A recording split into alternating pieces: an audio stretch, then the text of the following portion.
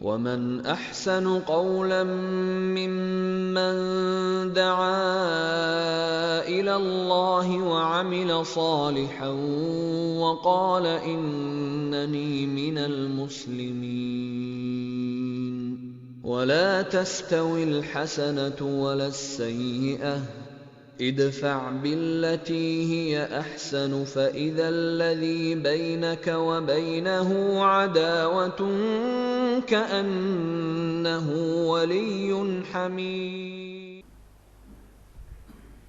الحمد لله رب العالمين والصلاة والسلام على أشرف الأنبياء والمرسلين وعلى آله وأصحابه أجمعين ومن تبعهم بإحسان إلى يوم الدين. أما بعد، فأعوذ بالله من الشيطان الرجيم. بسم الله الرحمن الرحيم.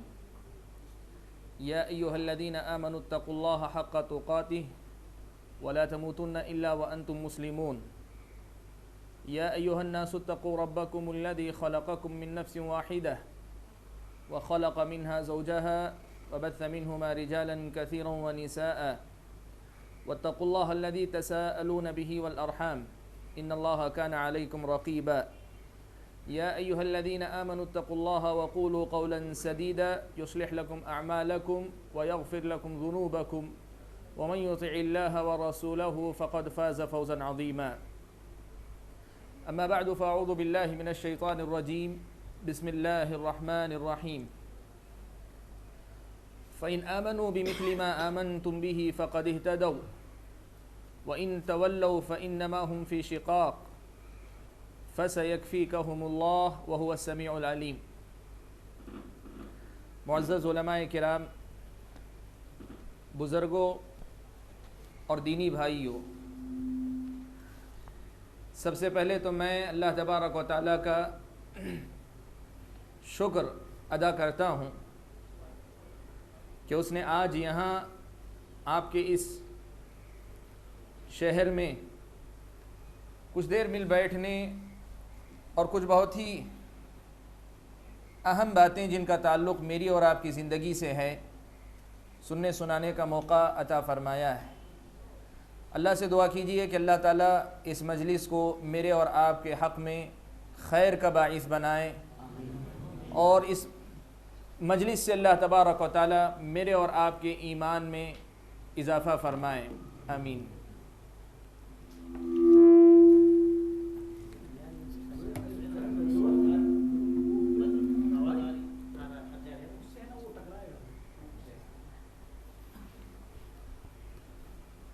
عنوان جو آپ نے سنا، منہج سلف ہی کی پیروی کیوں، یا منہج سلف ہی کی اتباع کیوں، یہ اصل میں بہت اہم سوال ہے، اور یہ سوال تحقیق کی راہ میں بنیادی سوال.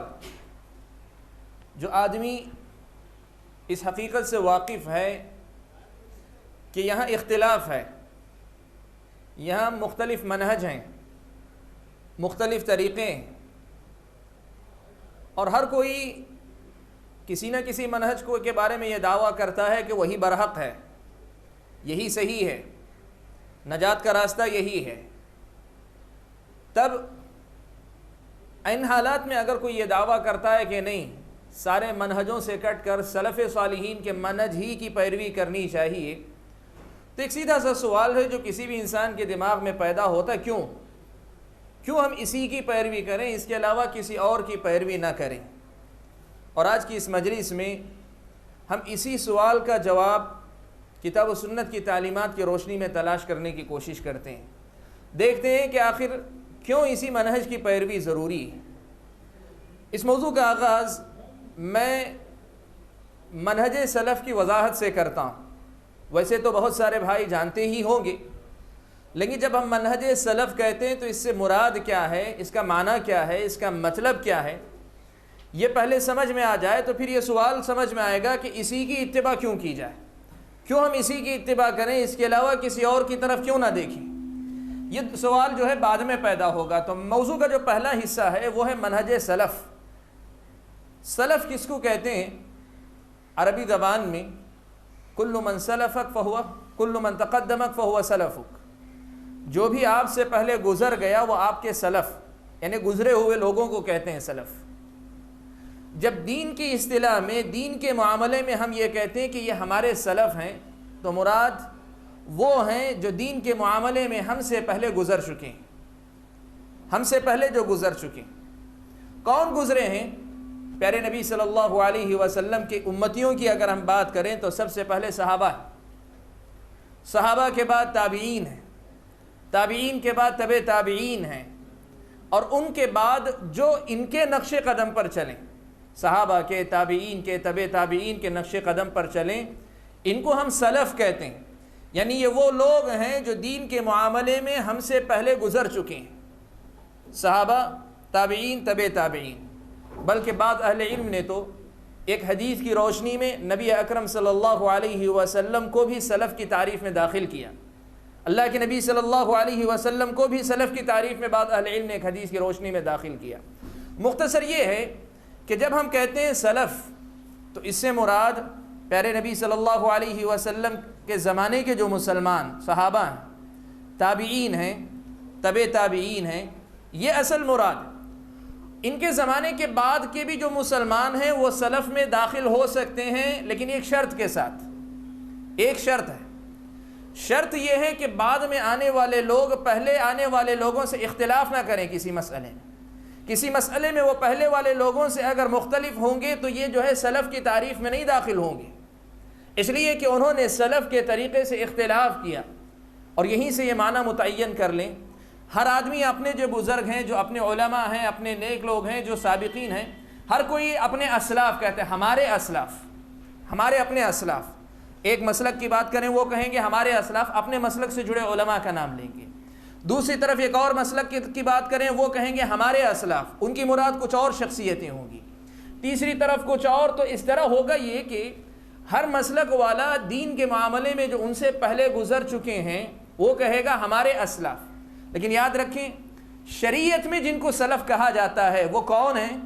وہ صحابہ ہیں، تابعین ہیں، تبع تابعین، یہی اصل ہیں۔ کیوں؟ اللہ کے نبی صلی اللہ علیہ وسلم نے فرمایا خیر الناس قرنی ثم الذین یلونہم ثم الذین یلونہم، سب سے بہتر لوگ میرے زمانے کے لوگ صحابہ ہیں، ثم الذین یلونہم، پھر وہ جو ان کے بعد آئیں یعنی تابعین ہیں، پھر وہ جو ان کے بعد آئیں یعنی تبع تابعین ہیں۔ اللہ کے نبی صلی اللہ علیہ وسلم نے 3 صدیوں یا 4 صدیوں کا تذکرہ فرمایا، تو 3 سے 4 صدیوں کے جو علماء تھے، جو ائمہ تھے، جن کا جو عقیدہ تھا، یہ اصل میں جو ہے سلف۔ ان کے بعد آنے والے سلف کی تعریف میں اسی وقت داخل ہوں گے جب ان کے طریقے پر ہوں گے۔ اگر ان کے طریقے سے اختلاف ہوگا، چاہے وہ کسی مسلک سے جڑے ہوں، ہم بات کسی مسلک کی نہیں کر رہے ہیں، ہم بات کر رہے ہیں سلف کی تعریف کی، وہ کوئی بھی ہوں، نام اپنے آپ کو سلف سے جوڑنے کے لیے رکھتے بھی ہوں، اگر وہ سلف کے نہج پہ نہ ہو تو وہ سلف میں نہیں شامل ہوتے ہیں۔ اس طرح سب سے پہلا جو نقطہ تھا ہمارا، بہت ہی واضح الفاظ میں ہم نے سمجھا کہ جب ہم سلف کہتے ہیں تو اس سے مراد صحابہ ہیں، تابعین ہیں، تبع تابعین ہیں، یہی اصل ہے، یہی اصل ہے۔ اور ان میں سے بھی خاص طور پہ سب سے مقدم صحابہ ہیں، سب سے مقدم صحابہ ہیں۔ اور آج میری گفتگو جو زیادہ تر ہوگی وہ صحابہ کے مسئلے پر ہی ہوگی، اس لیے کہ صحابہ کے بعد جو بھی آئے ہیں وہ صحابہ کے بعد کے درجے ہی کے ہیں۔ ہم سب سے پہلے صحابہ کے مقام اور انہی کو سامنے رکھ کر اس مسئلے کو سمجھیں، کیوں صحابہ کے منہج ہی کی پیروی ضروری ہے، منہج صحابہ کی پیروی ہی کیوں ضروری ہے، اس نقطے میں ہم جو ہے بات کریں گے۔ اس نقطے کو واضح کرنے کے لیے میں موضوع کا جو دوسرا حصہ تھا منہج سلف، یہ منہج کا معنی کیا ہے اس کو سمجھا دیتا ہوں، اس کا تذکرہ پہلے کر لیتا ہوں۔ ہم نے سمجھا سلف جب کہتے ہیں تو صحابہ، تابعین، تبع تابعین یا ان کے نقش قدم پر چلنے والے وہ علماء جو دین کے معاملے میں ہم سے پہلے گزر چکے ہیں، یہ سلف ہے۔ منہج سلف کا مطلب کیا ہے؟ عربی زبان میں منہج کا معنی ہوتا ہے طریقہ، منہج کہتے ہیں طریقہ۔ منہج سلف یعنی سلف کا طریقہ، صحابہ کا طریقہ، تابعین کا طریقہ، تبع تابعین کا طریقہ۔ کیا مطلب ہے منہج سلف کا؟ صحابہ کے طریقے کا مطلب کیا ہے؟ اس کا سیدھا سا مفہوم یہ ہے کہ دیکھیں اللہ تبارک و تعالیٰ کی کتاب قرآن مجید، یہ اللہ تبارک و تعالیٰ کا کلام، یہ قیامت تک رہے گا، قیامت تک رہے گا، جب تک اللہ تعالیٰ چاہیں گے قیامت کے قریب جب اٹھا لیں گے، اس سے پہلے تک یہ قرآن باقی رہے گا۔ نبی اکرم صلی اللہ علیہ وسلم کی سنت، حدیث، یہ بھی اللہ تبارک و تعالیٰ جب تک باقی رکھنا چاہیں گے رکھے رہے گی. قرآن جب تک ہے، قرآن کی جو ہے تفسیر کے طور پہ اس کو اللہ تعالیٰ باقی رکھیں گے. اللہ جب تک رکھنا چاہے رکھیں گے.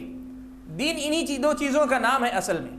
ایک تو قرآن ہے، دوسرے نبی اکرم صلی اللہ علیہ وسلم کی سنت. لیکن جو مسئلہ ہے وہ یہ کہ یہ جو قرآن مجید ہے اور یہ اللہ کے نبی صلی اللہ علیہ وسلم کی حدیث ہے، کیا اس کے سمجھنے کے سلسلے میں ہر کسی کو آزادی ہے کہ میری سمجھ میں جیسا آئے گا آیت کا مطلب میں اس پہ ویسے عمل کر لوں گا؟ آپ کی سمجھ میں جو معنی آتا ہے آپ اس پر ویسے ہی سمجھ کر اس پر عمل کر لیں گے. تیسرے کسی مسلمان بھائی کو اس کا ایک اور معنی سمجھ میں آتا ہے، اس کو سمجھ کے وہ اس پر عمل کر لے گا. کیا اسلامی شریعت نے اس قسم کی آزادی دی ہے کہ صرف قرآن کا لفظ ہے، لفظ کا معنی تم اپنے اپنے طور پہ جو چاہے سمجھو اور عمل کر لو، یا شریعت نے کسی قسم کی قید رکھی ہے؟ یہ اصل سوال. اور اس سوال کے جواب میں آپ کے سامنے یہ بات واضح کروں کہ اسلامی شریعت نے بڑی وضاحت کے ساتھ بیان فرمایا کہ دیکھو، قرآن اور نبی کی سنت، ان دونوں کی تشریح اور تفسیر جو ہوگی، ان دونوں کا جو معنی و مطلب جو ہوگا، ان دونوں کی جو سمجھ ہوگی، وہی معتبر ہوگی جو صحابہ کے طریقے سے آئے، جس پر صحابہ تھے، جس پر صحابہ کے بعد صحابہ کے شاگرد تابعین تھے، یا تابعین کے بعد ان کے شاگرد تبع تابعین تھے. دین کی وہی سمجھ معتبر ہوگی، دین کی اسی سمجھ کا اعتبار ہوگا جو سمجھ اللہ تبارک و تعالیٰ کے ان معزز بندوں یعنی نبی اکرم صلی اللہ علیہ وسلم کے صحابہ کی ہوگی. اسی کو ہم کہتے ہیں منہج صحابہ یا منہج سلف. اس کا مطلب سیدھا سا یہ ہے، دیکھیں نماز ہے، نماز اللہ کے نبی صلی اللہ علیہ وسلم کی احادیث سے ثابت ہے، لیکن اس نماز پر عمل کرنے کا عملی طریقہ جو ہے نبی اکرم صلی اللہ علیہ وسلم سے صحابہ نے لیا، صحابہ سے تابعین نے، تابعین سے تبع تابعین نے لیا.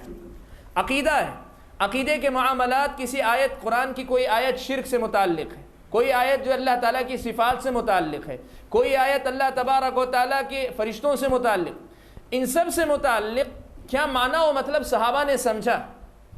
دین کا کوئی بھی مسئلہ آپ لے لیں، آپ سب سے پہلے یہ دیکھیں کہ قرآن کی آیت یا حدیث یا شریعت کے اس مسئلے کو صحابہ نے کیسے سمجھا ہے، اس کو آپ اپنے سامنے رکھیں. اس کو میں ایک دوسرے طریقے سے یوں بھی واضح کرتا ہوں آپ کے سامنے کہ آپ یہ دیکھیں کہ کوئی بھی کمپنی، دنیا جو ہے مثالوں سے بات سمجھ میں آتی ہے، کوئی بھی کمپنی کوئی پروڈکٹ جو ہے ریلیز کرتی ہے مارکیٹ میں، عام طور پہ الیکٹرانک آئٹم جو ہوتا ہے اس میں بات زیادہ سمجھ میں آتی ہے، تو وہ کیا کرتی ہے کمپنی، ساتھ میں جو ہے اپنا ایک چھوٹا سا جو ہے کتابچہ دیتی ہے. اس میں یہ انسٹرکشنز ہوتے ہیں کہ اس آلے کو اگر آپ ان اصولوں کے مطابق اپنائیں گے، استعمال کریں گے، تو یہ آلہ، یہ جو ہم نے وعدے کیے ہیں کہ یہ آلہ فلاں فلاں کام انجام دے گا، بالکل ہو بہو یہ نتیجہ آپ حاصل کر سکتے ہیں. کب؟ جب آپ اس کا استعمال دیے گئے طریقے کے مطابق کریں. دیے گئے طریقے کے مطابق اگر کرتے ہیں تو آلہ اپنا جو ہے اثر صحیح دکھاتا ہے. اگر آپ اس طریقے سے ہٹ کر استعمال کرتے ہیں تو چیز استعمال میں آ جاتی ہے، چیز استعمال میں آ جاتی ہے، لیکن جو فائدہ مقصود ہوتا ہے، وہ جو فائدہ جس کا وعدہ کمپنی آپ سے کرتی ہے، وہ فائدہ آپ کو دیکھنے کو نہیں ملتا. ایک مثال ہے، مثالوں سے شریعت نہیں ثابت ہوتی، لیکن مثالوں سے شریعت کی بات واضح ضرور ہوتی ہے. یہ مثال ہے منہج کی. منہج کیا ہے؟ قرآن اللہ تبارک و تعالیٰ کا کلام، حدیث اللہ کے نبی صلی اللہ علیہ وسلم کی بات ہے. یہ دونوں کے دونوں ہمارے سامنے ہیں، لیکن ان کے سمجھنے کا طریقہ نبی اکرم صلی اللہ علیہ وسلم کے صحابہ سے ہمیں ملا ہے. ہم اگر قرآن و سنت کو صحابہ کے طریقے پر چل کر سمجھیں گے تو قرآن و سنت کا وہ معنی و مطلب سمجھیں گے جو معنی و مطلب اللہ کی مراد ہے، جو اللہ کے نبی صلی اللہ علیہ وسلم کی مراد ہے. اسی لیے امام شافعی رحمۃ اللہ علیہ ایک بڑا پیارا جملہ کہا کرتے تھے، کہتے تھے آمنت باللہ وبما جاء عن اللہ علی مراد اللہ، وآمنت برسول اللہ وبما جاء عن رسول اللہ علی مراد رسول اللہ. کہتے ہیں میں ایمان لاتا ہوں، جو اللہ پر ایمان لاتا ہوں، اور اللہ کی طرف سے جو باتیں آئیں اس پر بھی ایمان لاتا ہوں، لیکن کیسے؟ اسی معنی اور مراد کے ساتھ جو معنی اللہ کی نظر میں مطلوب ہے. ایسا نہیں کہ اللہ کی بات ہے، مفہوم میرا ہے، سمجھ میری ہے، نہیں. اللہ تبارک و تعالیٰ نے جو معنی مراد لیا ہے اسی معنی کے مطابق میں ایمان لاتا ہوں. اور پھر کہتے تھے میں اللہ کے رسول پر ایمان لاتا ہوں، اور اللہ کے رسول صلی اللہ علیہ وسلم کی جو باتیں ہم تک پہنچی ان پر بھی ایمان لاتا ہوں، اور اسی معنی اور مطلب کے ساتھ لاتا ہوں جو اللہ کے رسول صلی اللہ علیہ وسلم کی مراد ہے. یہی اصل جو ہے سلفیت ہے، یہی منہج سلف ہے، یہی سلف صالحین کا طریقہ ہے، یہی ائمہ کا طریقہ ہے، یہی مجتہدین کا طریقہ ہے جو سنت کے مطابق چلنے والے تھے۔ یہی اصل طریقہ، اسی کو ہم جو ہے مطلب منہج سلف کہتے ہیں۔ خلاصہ کیا ہوا؟ منہج سلف کا مطلب یہ ہوا کہ ہم قرآن کی تفسیر میں، حدیث کا معنی متعین کرنے میں، شریعت کے کسی بھی مسئلے میں معنی اگر متعین کریں گے تو سب سے پہلے دیکھیں کہ صحابہ نے اس کا معنی کیا سمجھا ہے، تابعین نے اس کا معنی کیا لیا، تبع تابعین نے اس کا کیا معنی نقل کیا، ہم یہ دیکھیں گے۔ اگر سارے صحابہ متفق ہو جاتے ہیں تب پھر بعد میں آنے والے وہ کوئی بھی ہوں، وہ اپنی جگہ پہ بہت بڑے علم والے ہوں گے، لیکن ان کا علم اس بات کی گواہی نہیں ہے کہ ان کی بات لی جانی چاہیے۔ کیوں؟ اس لیے کہ اللہ تبارک و تعالیٰ نے صحابہ کے طریقے پر چلنے کا حکم مجھ کو اور آپ کو دیا ہے، سلف کے نہج پر، سلف کے طریقے پر، یا اور واضح الفاظ میں منہج سلف کو اپنانے کی اللہ تعالیٰ نے تعلیم دی۔ کہاں دی ہے؟ قرآن مجید کے بے شمار مقامات، قرآن مجید کے بے شمار مقامات۔ سب سے پہلے جو آیت کریمہ سورہ بقرہ کی میں نے آپ کے سامنے پڑھی، اس میں اللہ تعالیٰ نے فرمایا، کہا فَإِنْ آمَنُوا بِمِثْلِ مَا آمَنْتُمْ بِهِ فَقَدِ اهْتَدَوْا۔ اگر یہ لوگ ایمان لے آئیں، خطاب صحابہ سے کیا جا رہا ہے اور بات کی جا رہی ہے یہودیوں کے بارے میں، یہودیوں کے بارے میں، مدینہ کے جو یہودی تھے ان کے بارے میں کہا جا رہا ہے کہ فَإِنْ آمَنُوا، اگر یہ یہودی ایمان لے آئیں، بِمِثْلِ مَا آمَنْتُمْ بِهِ، ویسا ایمان جیسے تم لوگ لائے ہو۔ کون ہے وہاں کے مخاطب اس وقت کے؟ صحابہ، سامنے صحابہ۔ کہا گیا یہ لوگ ایمان لے آئیں ویسا ایمان جیسا ایمان آپ لوگ لائے ہیں، فَقَدِ اهْتَدَوْا، تو یہ لوگ ہدایت یافتہ ہو جائیں گے۔ معلوم کیا ہوا؟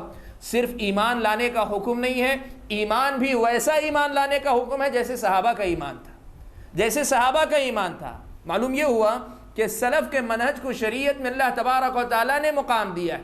بعض اوقات لوگ اس کو سمجھنے میں غلطی کرتے ہیں، کہتے ہیں کہ آپ لوگ ہمیشہ یہ کہتے ہیں کہ دو ہی چیزیں شریعت کا مرجع ہے، قرآن ہے، سنت ہے، اور ان دو کے علاوہ جو ہے کچھ نہیں، شریعت اصل یہی، باقی جو کچھ ہیں چاہے اجماع کی بات ہو یا قیاس کی بات ہو یہ سب قرآن کے تابع ہیں۔ تو پھر یہ تیسری چیز کہاں سے آ گئی؟ صحابہ کی پیروی کرنے والی بات۔ یاد رکھیں یہ تیسری کوئی چیز نہیں، یہ حقیقت کے اعتبار سے تیسری چیز نہیں، یہ حقیقت کے اعتبار سے انہی دو چیزوں کا خلاصہ، انہی دو چیزوں سے جڑی ہوئی حقیقت ہے، انہی دو چیزوں کی تعلیم ہے۔ قرآن میں اللہ تعالیٰ نے یہاں فرمایا، اور کئی مقامات ہیں، ایک اور مقام پہ اللہ تبارک و تعالیٰ نے فرمایا وَمَن يُشَاقِقِ الرَّسُولِ مِن بَعْدِ مَا تَبَيَّنَ لَهُ الْهُدَى، ہدایت کے واضح ہو جانے کے بعد جو رسول کے طریقے پر چلنے کے سلسلے میں بحث کرے، حجت کرے، یہ رسول کے ساتھ جھگڑا کرے، وَيَتَّبِعْ غَيْرَ سَبِيلِ الْمُؤْمِنِينَ، اور مومنوں کے طریقے سے ہٹ کر کسی اور راستے پر چلے، تو کیا ہوگا؟ اللہ نے فرمایا نُوَلِّهِ مَا تَوَلَّى وَنُصْلِهِ جَهَنَّمَ، ایسے آدمی کو ہم خود اسی کے حوالے کر دیں گے اور اسے جہنم میں داخل کریں گے۔ دو باتیں یہاں بہت اہم ہیں نوٹ کرنے کی۔ ایک تو یہ کہ اللہ نے کہا ہدایت کے واضح ہو جانے کے بعد رسول کے ساتھ جو ہے جھگڑا کرے یا رسول کے ساتھ بحث کرے یا ان کے طریقے سے اختلاف کرے، یہ کہنے کے بعد اللہ تعالیٰ نے دوسری بات بیان فرمائی وَيَتَّبِعْ غَيْرَ سَبِيلِ الْمُؤْمِنِينَ، مومنوں کے راستے کو چھوڑ کر چلے۔ میرے بھائیو آپ یہ بات جانتے ہیں اچھی طریقے سے کہ اللہ تبارک و تعالیٰ کے قرآن میں کوئی کلمہ جو ہے زائد نہیں ہے، کوئی لفظ زائد نہیں ہے، کوئی کلمہ زائد نہیں، کوئی لفظ زائد نہیں۔ اب اگر یہیں سے معنی پورا ہو جاتا کہ صرف نبی اکرم صلی اللہ علیہ وسلم کا نام لینا کافی ہو جاتا تو وَمَن يُشَاقِقِ الرَّسُولَ مِن بَعْدِ مَا تَبَيَّنَ لَهُ الْهُدَى سے مقصد پورا ہو گیا۔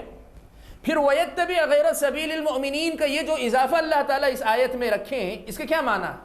یہی وہ معنی ہے جس کو ہم سمجھانا چاہتے ہیں کہ دیکھو قرآن و سنت پہ چلنا ہے لیکن طریقہ وہ ہونا چاہیے جو صحابہ کا تھا، اس لیے کہ قرآن کے نازل ہونے کے وقت جو مومن تھے وہ صحابہ تھے، نزول قرآن کے زمانے کے مومن صحابہ تھے، تو مومنوں کے طریقے سے ہٹ کر اگر کوئی چلے گا، اللہ نے واضح بات سنا دی نُوَلِّهِ مَا تَوَلَّى۔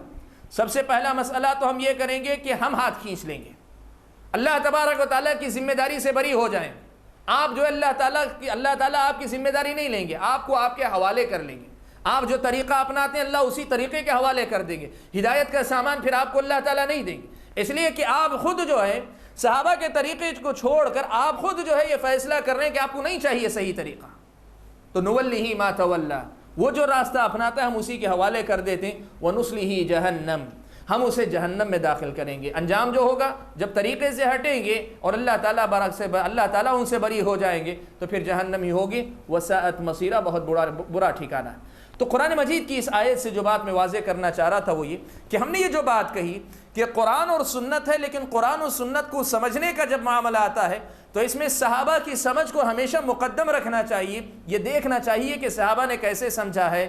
یہ جو بات ہے یہ ہماری نہیں، خود قرآن مجید کی بات ہے، اور یہ کوئی یہ نہ سمجھے کہ قرآن اور سنت کے ساتھ یہ تیسری چیز کوئی زائد چیز ہے، نہیں، یہ تیسری ہو کر بھی حقیقت میں اسی قرآن کا حصہ ہے۔ جیسے ہم کہتے ہیں کہ حدیث کوئی نئی چیز نہیں ہے، وہی قرآن مجید کا حصہ ہے، وَمَا آتَاكُمُ الرَّسُولُ فَخُذُوهُ وَمَا نَهَاكُمْ عَنْهُ فَانْتَهُوا۔ قرآن مجید نے ہی حکم دیا کہ نبی جو دیتے ہیں لے لو، نبی جس چیز سے روکتے ہیں رک جاؤ، تو نبی کی ہر بات گویا قرآن مجید کی اس آیت کی تفسیر ہو گئی۔ بالکل ویسے ہی صحابہ کے منہج کو اپنانا، یہ جو دو آیتیں میں نے پڑھی اور ایسی کئی آیتیں قرآن مجید میں ہیں، وقت اس کی اجازت نہیں دیتا کہ میں ساری آیتوں کا احاطہ کروں، مقصد صرف یہ تھا کہ قرآن مجید کی یہ آیتیں یہ بتلاتی ہیں کہ صحابہ کے منہج کو اپنانا، صحابہ کے طریقے کو اپنانا، یہ جو ہے خود قرآن مجید کا حکم ہے، یعنی اللہ تبارک و تعالیٰ کا حکم ہے۔ اس لیے کہ قرآن مجید کوئی ایسی ویسی بات نہیں، یہ تو اللہ تعالیٰ کا کلام، اللہ تبارک و تعالیٰ کا کلام ہے یہ، اور اللہ تبارک و تعالیٰ کا یہ حکم ہے کہ ان کے طریقے پر چلا جائے۔ مطلب کیا ہوا؟ اب منہج سلف کی اس مختصر سی وضاحت کے بعد زندگی میں کہاں ہمیں ضرورت پیش آتی ہے، ایک دو مثالیں آپ کے سامنے دیتا ہوں۔ آپ جانتے ہیں مسائل امت کے درمیان بہت ہیں۔ مثال کے طور پہ اللہ کے نبی صلی اللہ علیہ وسلم اللہ تبارک و تعالیٰ کے نور سے پیدا کیے گئے کہ نہیں پیدا کیے گئے، ایک مسئلہ ہے، آپ کے پاس بھی ہے، سب کے پاس ہے، دنیا میں ایک مشہور مسئلہ، بہت سے لوگ موافق ہیں، بہت سے لوگ مخالف ہیں، سب ہے۔ طریقہ کیا ہونا چاہیے؟ ہم تلاش یہ کریں کہ صحابہ نے نبی اکرم صلی اللہ علیہ وسلم کو کیا سمجھا تھا، کہ اللہ کے نبی صلی اللہ علیہ وسلم کے بارے میں صحابہ کا عقیدہ یہ تھا کہ اللہ کے نبی صلی اللہ علیہ وسلم نور سے پیدا ہوئے تھے، اللہ کے نبی صلی اللہ علیہ وسلم اللہ کے نور کا حصہ تھے، کائنات سے پہلے اللہ کے نبی کی تخلیق ہوئی تھی، اور اللہ تبارک و تعالیٰ نے اللہ کے نبی کی خاطر ہی دنیا کو پیدا کیا تھا۔ جتنی باتیں آتی ہیں، آسان طریقہ یہ ہے کہ جو آیتیں پڑھ کر کچھ لوگ ثابت کرتے ہیں، دوسرے کچھ لوگ کچھ آیتیں پڑھ کے جو اس کا انکار کرتے ہیں، ان دونوں آیتوں کا مطلب صحابہ کے پاس کیا تھا، ان دونوں آیتوں کا مطلب صحابہ کے پاس کیا تھا، اور اگر نبی کی احادیث کا حوالہ دیا جاتا ہے، نبی کی ان حدیثوں کا معنی و مطلب صحابہ کیا سمجھتے تھے، اور آپ تلاش کریں، ملیں گے آپ کو، یقیناً ملے گا آپ کو یہ۔ یا اگر آپ مسئلہ لے لیں، مسائل ہیں کہ کسی امام کی متعین تقلید ہونی چاہیے کہ نہیں ہونی چاہیے، آپ کو معلوم ہے امت کے اندر ایک مستقل موضوع ہے یہ، بہت سے لوگ اس کے قائل ہیں کہ نہیں، کسی ایک متعین مذہب کی تقلید کرنا واجب ہے، اور اگر کوئی ایک مسلک کا ہوتے ہوئے کسی دوسرے مسلک کی بات کو اپناتا ہے تو وہ جو ہے گمراہ ہوتا ہے، اسے اجازت نہیں اپنا مسلک چھوڑ کے کسی دوسرے مسلک کی بات اپنائے۔ ایک طرف یہ رائے ہے، دوسری طرف ایک طبقہ وہ بھی ہے جو یہ کہتا ہے کہ نہیں، اس قسم کی تقلید کو شریعت نے حرام قرار دیا ہے۔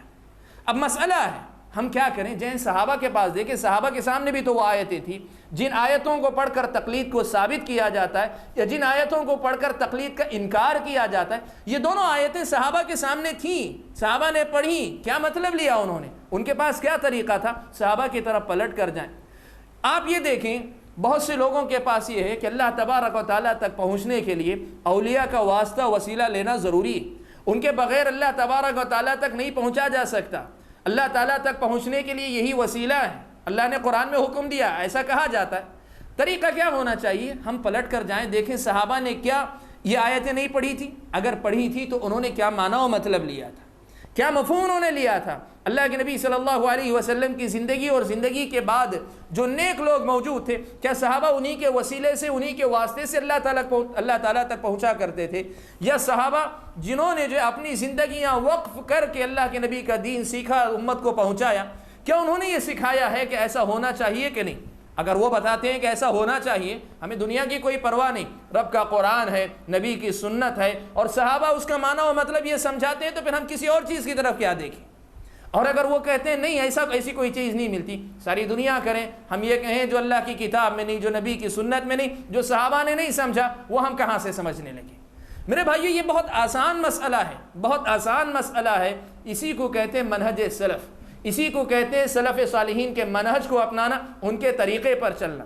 آپ دیکھیں، بہت سے لوگوں کے پاس تصوف کے نام پر نفس کی تربیت کے لیے، انسان کے اپنے نفس کی تربیت کے لیے کہا جاتا ہے کسی شیخ یعنی جو ہے کوئی کسی نیک بزرگ کے ہاتھ پہ بیعت کرنا ضروری ہے، اور ان کے پاس جا کے اپنے نفس کی تربیت کروانی چاہیے، اور تربیت کے طریقے بھی بتائے جاتے ہیں کہ آپ کو مختلف قسم کے اذکار کا اہتمام کرنا چاہیے، صبح میں شام میں شیخ کے پاس بیٹھ کر آپ کو جو ہے صبح سے شام تک کی غلطیاں بتانی چاہیے تاکہ وہ آپ کی اصلاح کر سکیں۔ ایک سسٹم ہے، تصوف کا ایک اپنا نظام ہے۔ آپ دیکھیں تربیت کا یہ طریقہ کیا صحابہ کے پاس تھا کہ نہیں تھا؟ اگر یہ طریقہ صحابہ کے پاس تھا تو آئین جو اللہ تبارک و تعالیٰ کے حکم کے مطابق ہم اپنائیں گے، چاہے دنیا کچھ بھی کہے۔ لیکن اگر صحابہ کے پاس تربیت کا یہ طریقہ نہیں تھا تب پھر ہم اس طریقے سے جو برات کا اعلان کریں گے۔ مختصر یہ ہے، زندگی کے ہر معاملے میں، زندگی کے ہر مسئلے میں قرآن اور سنت یہ اللہ تبارک و تعالیٰ کی ہدایت کا سرچشمہ، یہ اللہ تبارک و تعالیٰ کے دین کی اصل ہیں، یہ اللہ تبارک و تعالیٰ کے دین کا خلاصہ ہیں، یہی بنیاد ہیں۔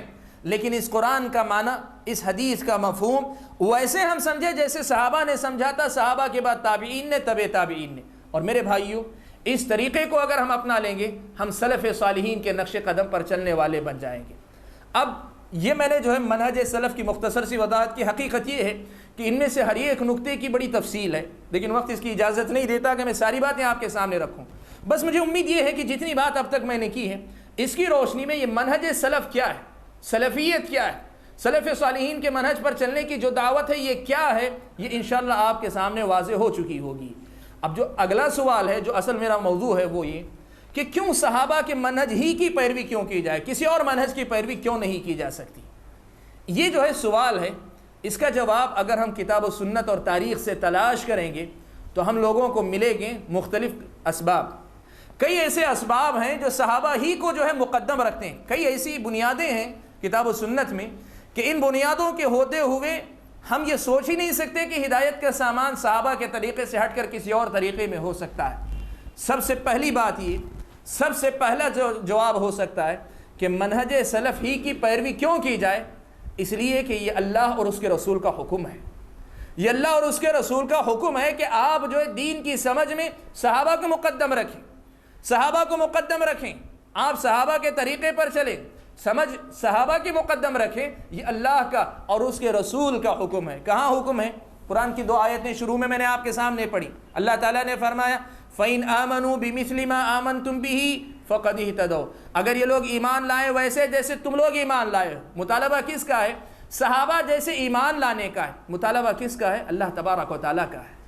اللہ تعالیٰ کا مطالبہ ہے کہ ویسا ہی ایمان لایا جائے، اور اللہ تبارک و تعالیٰ ہی کا حکم قرآن مجید کے مختلف مقامات میں، سورہ توبہ میں اللہ تعالیٰ نے یہ بات بیان فرمائی وَالسَّابِقُونَ الْأَوَّلُونَ مِنَ الْمُهَاجِرِينَ وَالْأَنصَارِ وَالَّذِينَ اتَّبَعُوهُمْ بِإِحْسَانٍ رَضِيَ اللَّهُ عَنْهُمْ وَرَضُوا عَنْهُ۔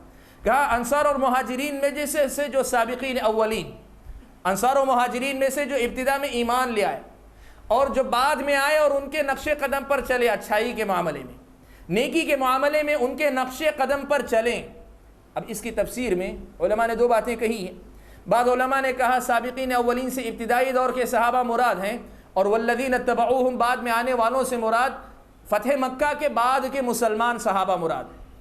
اور بعض اہل علم نے، مفسرین نے یہ کہا کہ اس کا معنی صرف فتح مکہ کے بعد کے مسلمانوں تک نہیں، بلکہ یہ جو قیامت تک آنے والے مسلمانوں کے لیے ہے کہ اگر یہ مسلمان ان کے نقش قدم پر چلیں گے تو کیا ہوگا؟ رضی اللہ عنہم ورضوا عنہ۔ تو یہ اس بات کا ثبوت ہوگا کہ یہ حقیقت میں اللہ سے راضی ہوئے، اور جب یہ ہوگا تو اللہ تعالیٰ ان سے راضی ہو جائے گا۔ معلوم کیا ہوا؟ اللہ تبارک و تعالیٰ کا یہ حکم ہے۔ نبی اکرم صلی اللہ علیہ وسلم کا حکم کہاں ہے؟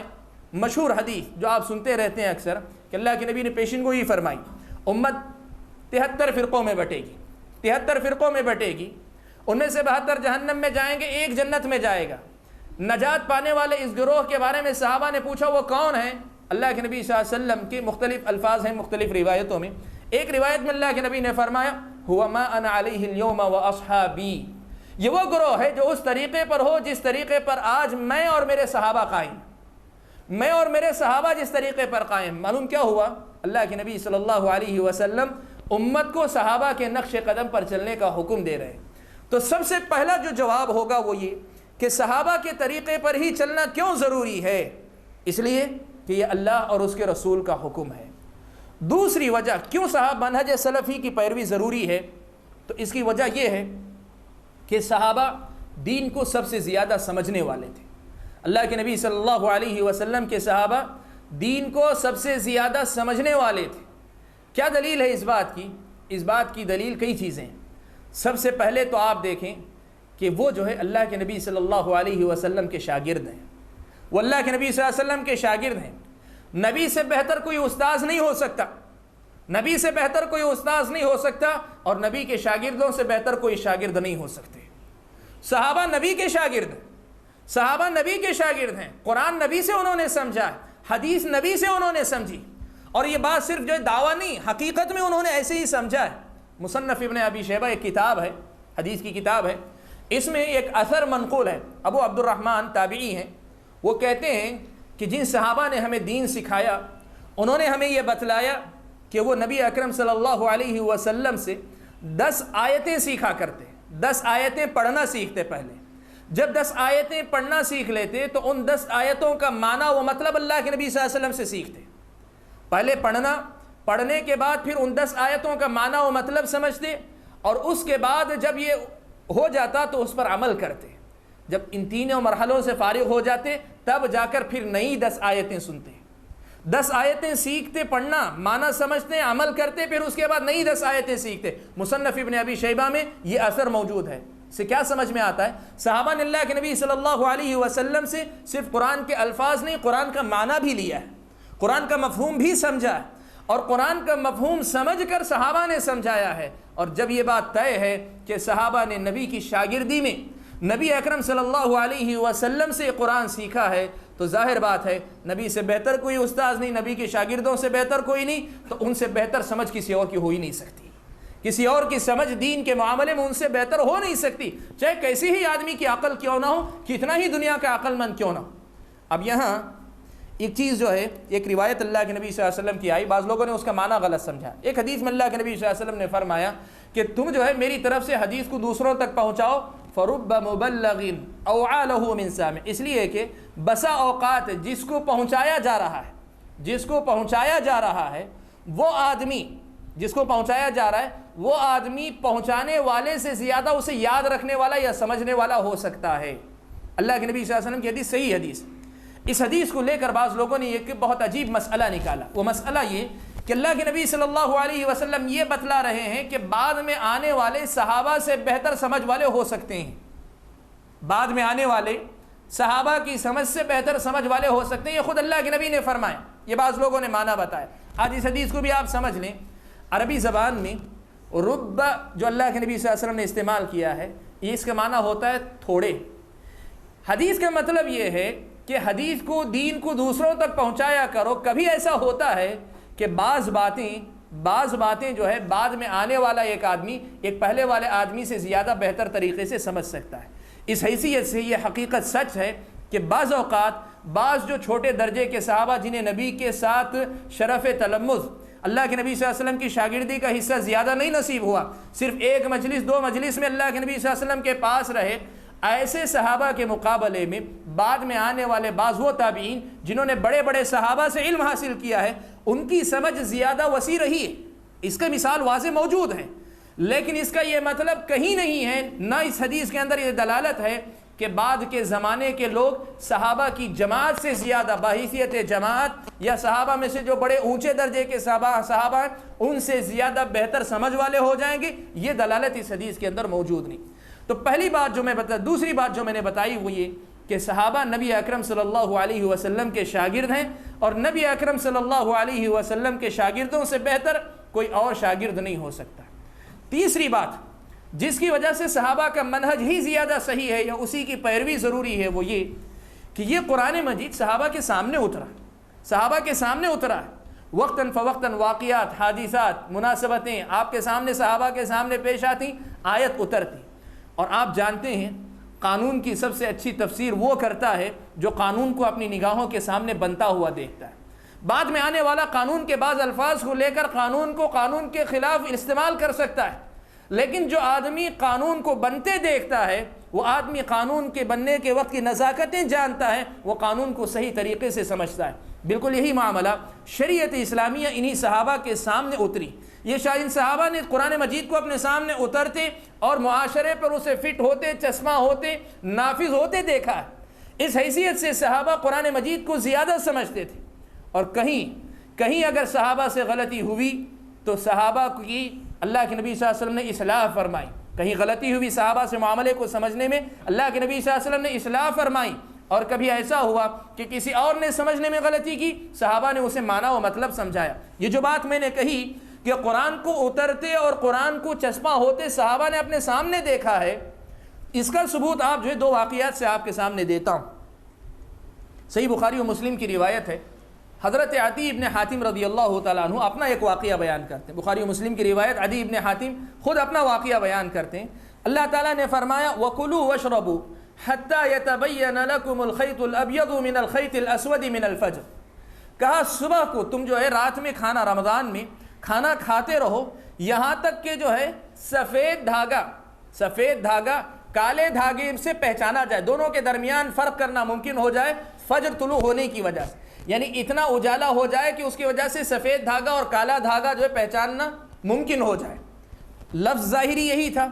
حضرت عدی ابن حاتم رضی اللہ تعالیٰ عنہ کہتے ہیں کہ میں نے کیا کیا، اونٹ باندھنے کی جو رسی تھی، عقال جو ہے، ایک سفید عقال اور ایک جو ہے کالا عقال، دونوں کے دونوں میں نے اپنے تکیے کے نیچے رکھ لیے، یہ دیکھنے کے لیے کہ جو ہے فجر کا وقت کب ہوتا ہے، فجر کا وقت دیکھنے کے لیے کہ کب وہ وقت ہوتا ہے جب ان دونوں کے درمیان فرق کر سکوں۔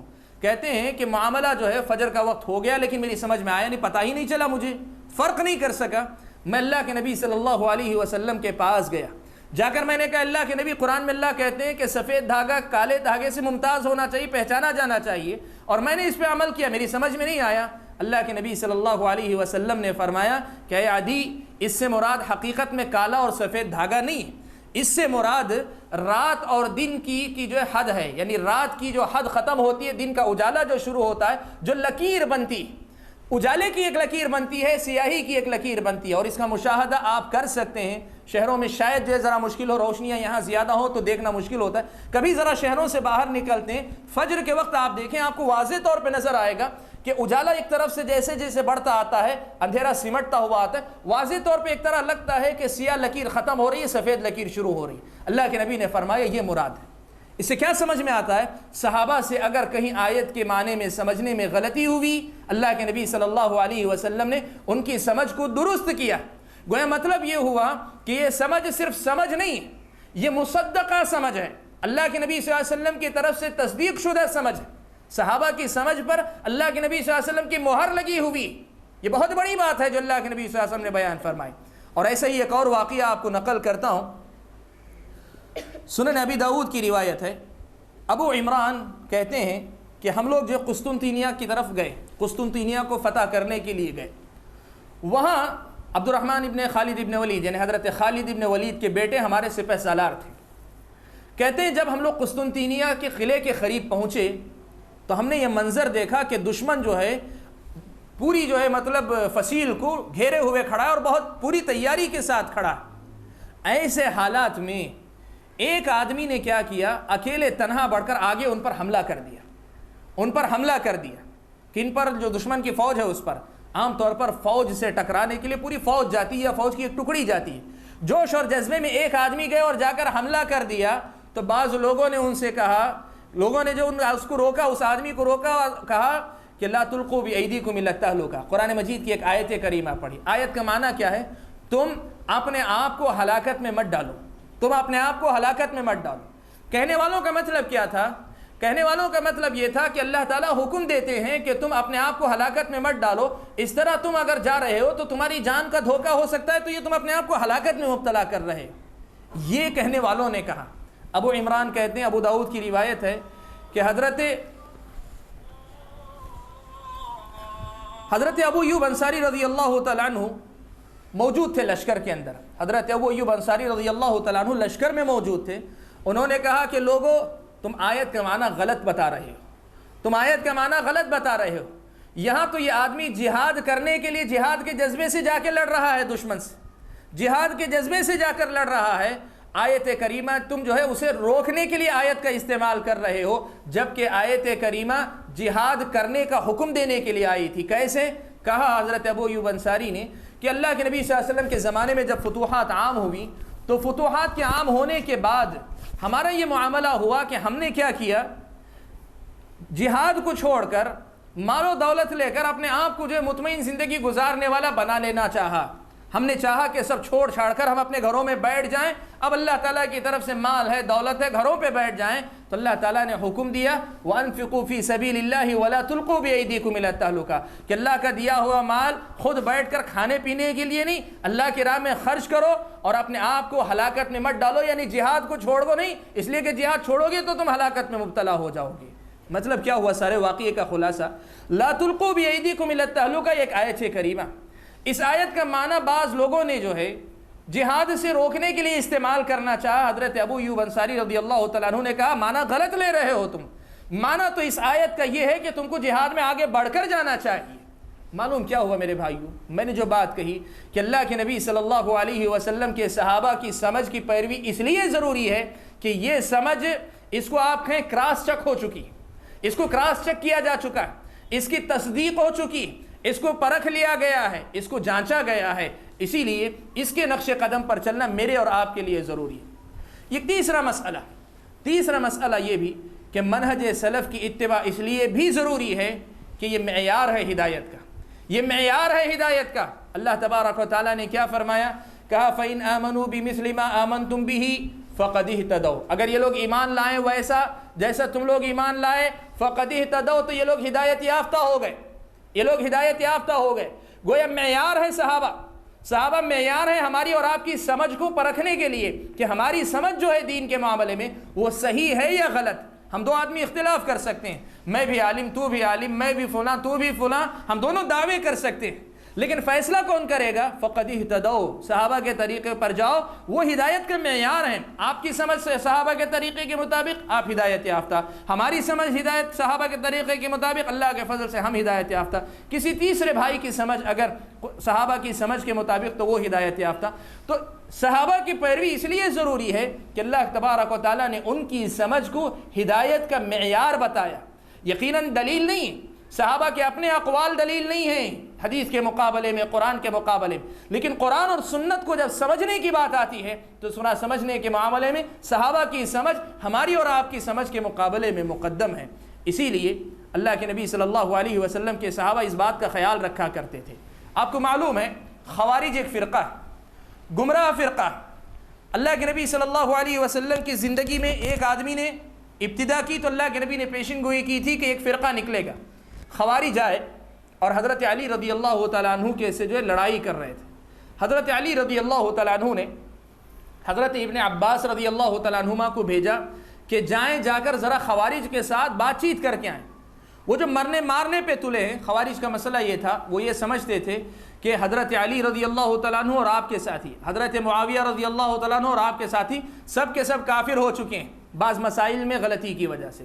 غلطی نہیں تھی ان کی اپنی، خوارج کی سمجھ کے مطابق صحابہ حضرت علی اور ان کے ساتھی، معاویہ اور ان کے ساتھی رضی اللہ عنہ اجمعین غلطی پر ہیں۔ اس لیے انہوں نے کیا کیا؟ ان کو کافر قرار دیا اور ان کے خلاف باقاعدہ لڑائی لڑی خوارج نے۔ حضرت ابن عباس رضی اللہ تعالیٰ عنہ خوارج کے پاس پہنچے۔ جب خوارج کے پاس پہنچے تو حضرت ابن عباس رضی اللہ تعالیٰ عنہ نے مناقشہ کیا، بحث کی ان سے۔ جن باتوں کے حوالے سے حضرت ابن عباس نے خوارج کو سمجھانا چاہا ان میں سے ایک حوالہ یہ بھی تھا کہ حضرت ابن عباس نے پوچھا کہ دیکھو نبی کے صحابہ کتنے ہیں؟ کافی ہیں، ہزاروں کی تعداد میں تھے اس وقت۔ حضرت ابن عباس رضی اللہ تعالیٰ عنہما نے ان سے پوچھا کہ یہ بتاؤ تم جس مسئلے پر ہو، جن اصولوں کی بنیاد پر لڑ رہے ہو، تمہارے ان اصولوں میں کون سا صحابی تمہاری تائید میں، کون سے صحابی تمہاری تائید میں؟ اور انہوں نے دیکھا ایک صحابی بھی خوارج کے ساتھ نہیں، ایک صحابی بھی خوارج کے ساتھ نہیں۔ حضرت ابن عباس رضی اللہ تعالیٰ عنہما نے کہا کہ نبی اکرم صلی اللہ علیہ وسلم نے جن صحابہ کو اپنے بعد پیچھے چھوڑا تھا، علم کے باب میں، تقوی کے باب میں، سب میں جن کو اللہ کے نبی صلی اللہ علیہ وسلم نے اپنے شاگرد کی حیثیت سے چھوڑا تھا، ان میں سے ایک بھی تمہارے ساتھ نہیں ہے، تو تم بلا بتاؤ تم کیسے ہدایت پر ہو سکتے ہو، تم کیسے ہدایت پر ہو سکتے ہو؟ مورخین نے لکھا ہے اس مجلس کے اختتام کے بعد 2000 خوارج نے توبہ کی، 2000 خوارج نے توبہ کی۔ کیوں؟ ان کی سمجھ میں یہ بات آ گئی کہ صحابہ واقعی معیار ہدایت ہیں، صحابہ کی سمجھ مقدم ہے، اور صحابہ جب ہمارے سوچ پہ نہیں ہیں تو ہماری سوچ میں غلطی ہے۔ 2000 خوارج نے اس مجلس کے اختتام پہ توبہ کی، مورخین نے یہ واقعہ نقل کیا۔ تو صحابہ کی پیروی اس لیے بھی ضروری ہے کہ صحابہ کی سمجھ، صحابہ کا دین کی وہ تفسیر جو صحابہ نے کی ہے، یہ معیار ہے، یہ اللہ تبارک و تعالیٰ نے قرآن مجید کے اندر بیان فرمایا۔ صحابہ کی پیروی اس لیے بھی ضروری ہے، ایک اور سبب اس لیے بھی ضروری ہے کہ صحابہ کی پیروی کریں گے تبھی امت کے اندر اتحاد باقی رہے گا، اور اگر اختلاف ہو چکا ہے تو اتحاد پیدا ہوگا۔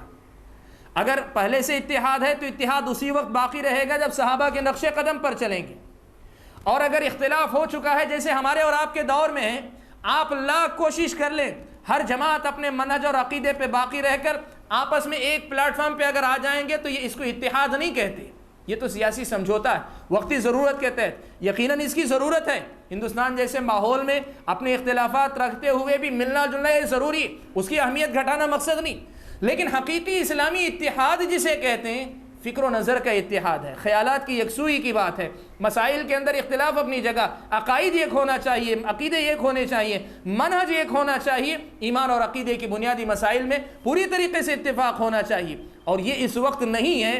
تو یہ کیسے پیدا ہوگا؟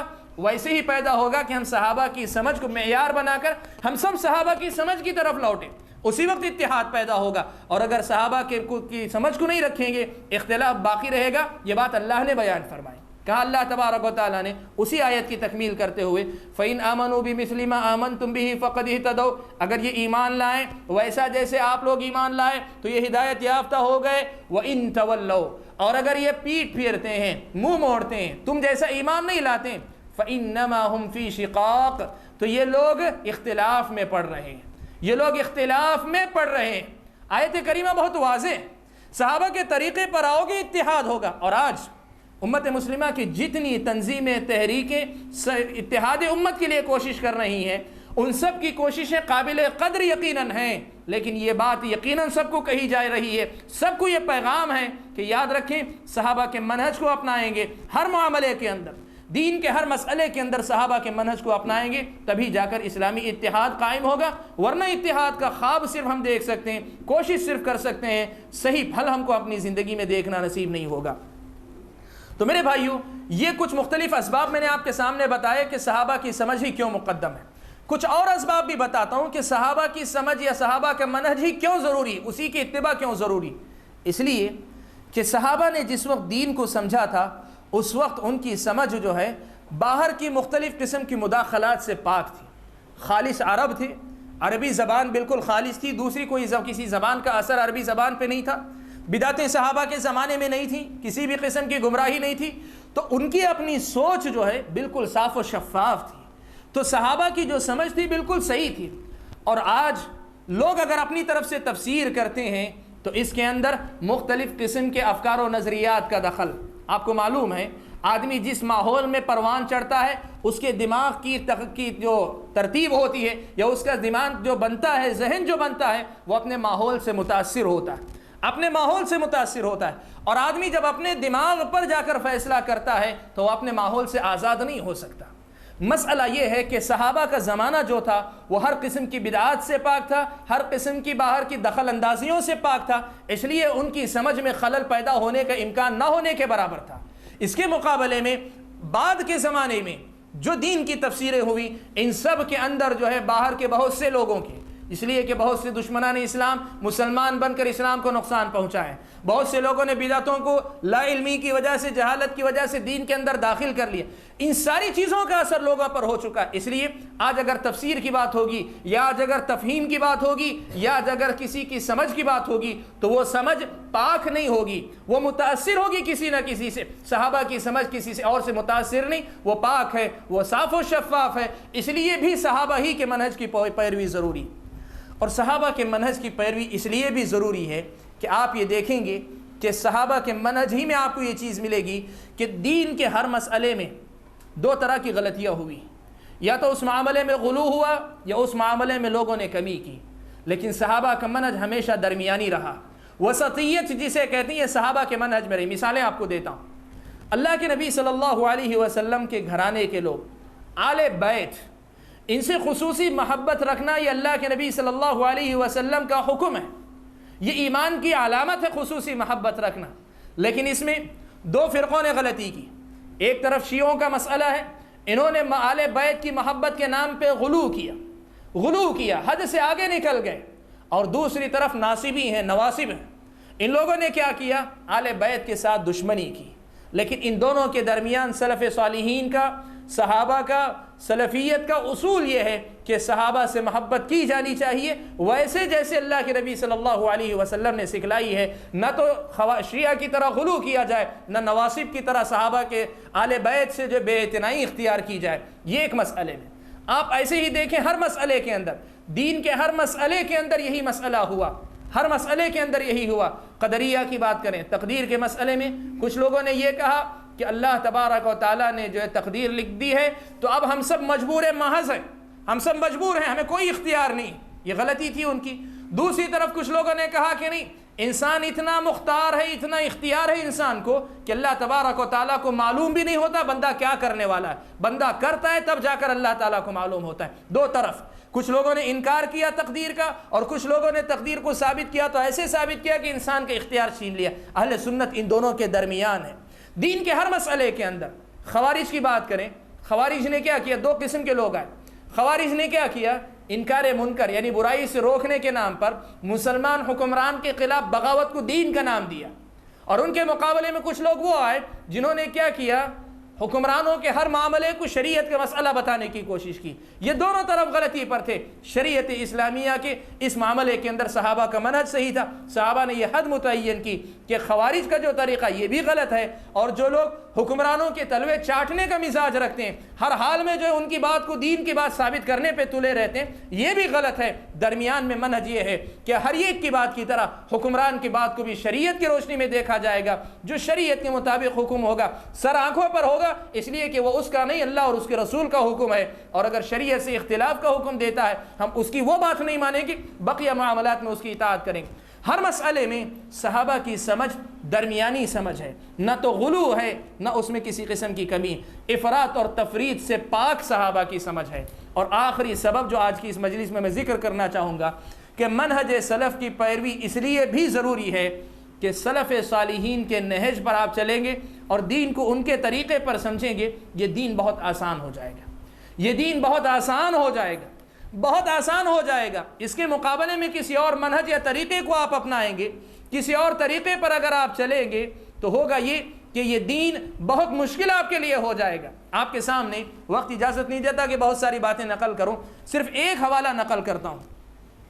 امام راضی کو آپ سب جانتے ہیں، بہت سے لوگ جانتے ہیں، بہت بڑا نام ہے تاریخ اسلام میں، علم کا سمندر کہیے، لیکن منطق اور فلسفہ اور تصوف وغیرہ کے ابواب میں داخل ہو کر بہت سے معاملات میں صحابہ کے منہج سے ہٹ کر انہوں نے غلطی کی۔ غلطی کرنے کے باوجود امام راضی کا ایک اعتراف ہے، وہ خود کہتے ہیں لقد تأملت الطرق الكلامية والمناهج الفلسفية فرأيتها لا تشفي عليلا ولا تروي غليلا۔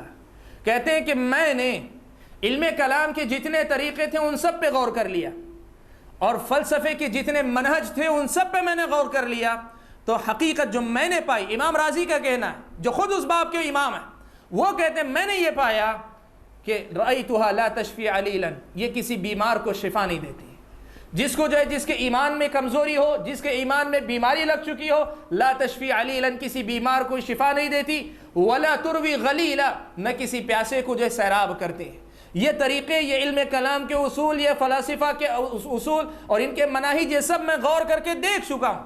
اور یہ کہنے کے بعد کہتے ہیں کہ دیکھو ان سب کے مقابلے میں وَرَأَيْتُ أَقْرَبَ الطُّرُقِ، میں نے یہ دیکھا کہ حقیقت سے قریب اور سب سے آسان جو طریقہ ہے وہ قرآن مجید کا طریقہ ہے کہ سیدھے سادے الفاظ میں قرآن جو کہتا ہے اس پر ایمان لے آؤ، بات ختم کر۔ اور صحابہ کا یہی طریقہ تھا۔ صحابہ خواہ کی تفصیلات میں، بلا وجہ کی تفصیلات میں نہیں داخل ہوا کرتے۔ رب نے کہا ایمان لے آتے، اللہ نے کہا اللہ کی صفت میں اللہ کا ہاتھ ہے، کہتے اللہ کا ہاتھ ہے، کیسا ہے اللہ بہتر جانتا ہے۔ علم کلام اور فلسفے کے ماننے والوں نے یہاں مسائل کھڑے کیے، کہا اگر کہیں گے اللہ کا ہاتھ ہے تو انسان کو بھی ہاتھ ہے، اللہ اور انسان دونوں ایک جیسے ہو جائیں گے، اس لیے ہم کہیں گے اللہ تعالیٰ کو ہاتھ نہیں، پھر کیا معنی ہوگا؟ اس کا معنی یہ ہو سکتا ہے، نہیں یہ ہو سکتا ہے، نہیں یہ ہو سکتا ہے، ایک لمبی بحث کی۔ امام رازی کہتے ہیں اس قسم کے سارے مسائل پہ غور کرنے کے بعد مجھے یہ بات سمجھ میں آئی کہ علم کلام کے طریقے بھی کچھ فائدہ نہیں پہنچاتے، فلاسفہ کا منہج بھی فائدہ نہیں پہنچاتا، ان سب کے مقابلے میں حقیقت سے قریب اگر کسی کا طریقہ ہے وہ قرآن کا طریقہ ہے کہ اس بات میں اگر پڑھو اللہ تعالیٰ کی سیدھی سادھی باتیں، صاف باتیں جو بالکل واضح باتیں ہیں، ان کو پڑھو اور ان پر ایمان لاؤ، اور یہی صحابہ کا طریقہ تھا، یہی صحابہ کا طریقہ تھا۔ تو میرے بھائیوں، آج آپ کے سامنے اس مجلس میں میں نے یہ کوشش کی کہ منہج سلف ہی کی اتباع کیوں ضروری ہے یہ آپ کے سامنے واضح کروں۔ میں امید یہ کرتا ہوں کہ اس منتشر گفتگو ہی کہیے میں جو باتیں آپ کے سامنے آئیں ان کی روشنی میں یہ بات یقیناً آپ کو کم از کم اتنی تو سمجھ میں آئی ہوگی کہ دین کے مسائل میں اپنے آپ کو بہت بڑا علامہ سمجھنے یا اپنے امام کو، اپنے عالم کو بہت بڑا علامہ سمجھنے سے بہتر یہ ہے یا بلکہ واجب یہ ہے کہ ہم اپنے اوپر سب پر جو ہے ان کو مقدم رکھیں جن کی امامت سب کے نزدیک مسلم ہے۔ سبھی صحابہ کو مانتے ہیں تو صحابہ کو ماننا صرف محبت کے لیے نہیں، صرف عقیدت کے لیے نہیں، صحابہ کو حقیقت میں ماننا یہ ہے کہ ہم ان کی فہم کو، ان کی سمجھ کو دین کے معاملے میں لائیں، لا کر دیکھیں کہ صحابہ نے کیسے سمجھا۔ دین کا کوئی مسئلہ ایسا نہیں ہے جہاں آپ کو حیران ہونا پڑے۔ یقین مانیے صحابہ کرام رضوان اللہ تعالی علیہم اجمعین کے آثار اہل علم نے نقل کیے، تقریباً حدیث کی سبھی کتابوں میں ملتی ہیں، لیکن بالخصوص مصنف ابن ابی شیبہ یا مصنف عبد الرزاق، یہ دو کتابیں ایسی ہیں جس میں صحابہ کے آثار بہت زیادہ حدیثوں کے ساتھ ساتھ۔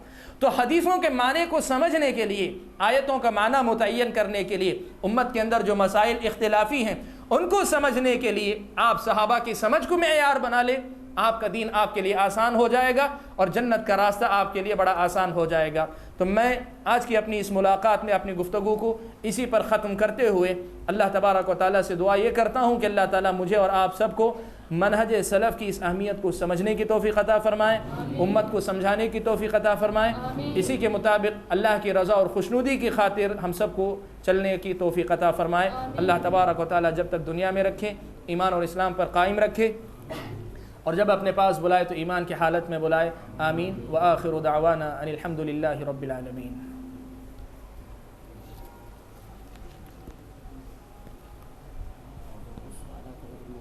جی ہو سکتا ہے۔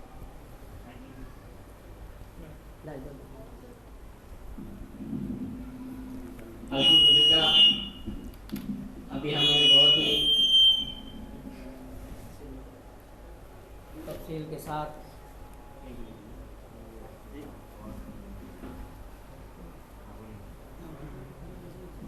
منہج سلف ہی کی اتباع کے موضوع پر ہمارے قابل نوجوان دوست محترم مولانا عبدالحسیب صاحب مدنی حفظہ اللہ سے سن رہے تھے۔ ابھی اسی موضوع کے متعلق اگر کسی صاحب کو کسی طرح کی کوئی تشنگی ہے یا اس موضوع پر کسی کو کوئی سوال یا کوئی اشکال ہو تو بلا جھجک یہاں پوچھ سکتے ہیں، حضرت مولانا انشاءاللہ اس کا تشریفی بخش آپ کو جواب دیں گے تاکہ آپ مطمئن ہو سکیں۔ منہج سلف کی اتباع کے متعلق اگر کسی کے ذہن میں کوئی سوال ابھر رہا ہو تو بلا جھجک آپ پوچھ سکتے ہیں۔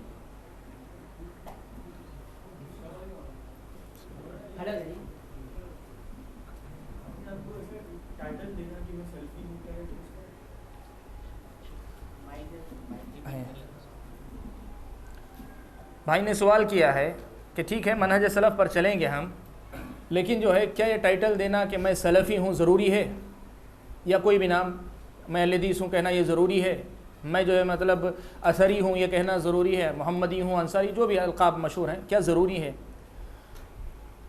اللہ کے نبی صلی اللہ علیہ وسلم کے صحابہ کا جو ابتدائی زمانہ تھا، جیسے میں نے کہا اس مسئلے میں ہم صحابہ کی طرف لوٹتے ہیں، خود اس مسئلے میں بھی صحابہ کی طرف لوٹتے ہیں، جیسے میں نے کہا ہر مسئلے کے اندر انشاءاللہ رہنمائی صحابہ کے پاس موجود ہے۔ اللہ کے نبی صلی اللہ علیہ وسلم جب صحابہ کو چھوڑ کر گئے تھے تو صحابہ کے سامنے صرف اسلام تھا، اسلام کے علاوہ اور کچھ نہیں تھا، کوئی مسلک نہیں، کوئی مذہب نہیں، کوئی جماعت نہیں، جمعیت نہیں، تنظیم نہیں، تحریک نہیں، کچھ نہیں تھا۔ تو اس وقت اللہ کے نبی صلی اللہ علیہ وسلم کے صحابہ یہ بات جو ہے بار بار کہا کرتے تھے، اور صحابہ کے بعد تابعین، طبع تابعین، کئی ایک علماء سے اس قسم کے آثار مروی ہیں، وہ کہا کرتے تھے کہ مسلمانوں کا اسلام کے علاوہ کوئی اور نام نہیں ہے، مسلمانوں کا اسلام کے علاوہ اور کوئی نام نہیں ہے۔ یہ صحابہ کہا کرتے، صحابہ کے شاگرد کہا کرتے تھے، یہ جو ہے مطلب حقیقت ہے۔ لیکن جب اسلام ہی کے نام پر خود مسلمانوں کے اندر مختلف افکار و نظریات آ گئے، جیسے خوارج پیدا ہوئے تو یہاں دو گروہ ہو گئے مسلمانوں کے، ایک طرف جو ہے حضرت معاویہ، حضرت علی وغیرہ مسلمان صحابہ ہیں، دوسری طرف خوارج کا گروہ، تیسری طرف جو ہے بعد میں چل کر جو ہے ویسے شیعہ پیدا ہوئے، ویسے ہی چل کر جو ہے دوسرے پیدا ہوئے۔